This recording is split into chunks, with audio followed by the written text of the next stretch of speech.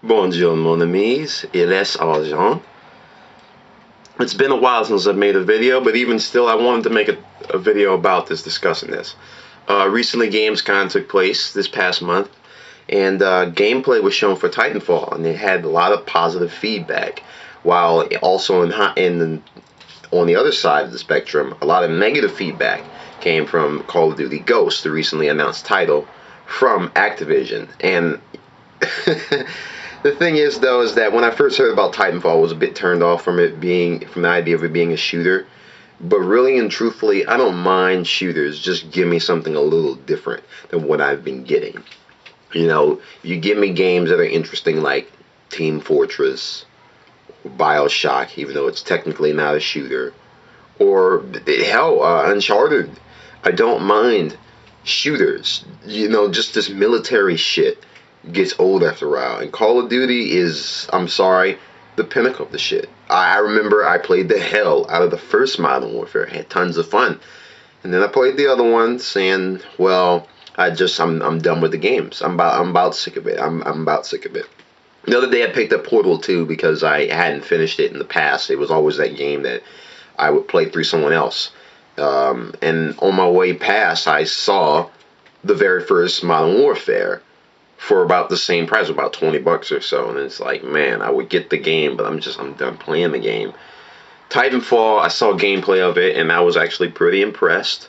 Yeah, I didn't think there would be a game that I would buy an Xbox One for, but hey, there it is. Okay, you got me. And then there's Dead Rising 3. There we go. I'll probably get an Xbox One whenever the price drops down or whatever. But the overall point is that the creators of Titanfall, Respawn Entertainment, encompass the original co-founders of the Modern Warfare franchise, Jason West and Vincent Pella, along with a bunch of old Infinity Ward members of the team who were used to be on Activision because of conflict of interest and all this other crap that Activision is known for. What it basically dumbs down to is if you can't run your game to the ground, if you can't pump out a fucking title full of DLC, Madden style, every other day, then, there's a breach of contract and you can't do that. Because they wanted to take the Modern Warfare series, they wanted to take Call of Duty in a completely different direction. And Activision has not done that. Either studio has not done that. Infinity Ward and Treyarch, neither one of them have done that. And to further iron this out, we have not had a Call of Duty 5. All we've been getting are spin-offs and sequels of the spin-offs. And like I said before, like it disgusted me whenever they first unveiled Call of Duty Ghosts, this big advertising campaign, to overhype that shit to hell. Talking about, we could have did the safe thing and made Modern Warfare 4, but we wanted to try something different. Yeah, different as in basically the same fucking thing over and over again. And I've seen gameplay of Call of Duty Ghosts, and I'm just looking at this, I'm like, it don't look bad, but this is the same fucking game that has been made since then. We're getting the same thing. I know when I'm being screwed over. And let's be completely honest here. Do we really want another game? I mean, a lot of people want to complain about, there's not enough variety in the market nowadays. Yeah, well, when something new comes around, y'all hightail it out and be able to come up with every excuse. You bitch and moan about the core elements of certain games, and you buy them anyway. You know what I'm saying? I had one of my friends tell me that, I bought the new Medal of Honor game, and I asked him how it is, and he's like, it's good, but it's kind of crappy. So you bought it anyway, and you still have it, and you still play it? I don't quite understand the logic behind that. Me, I don't necessarily play any particular genre of game.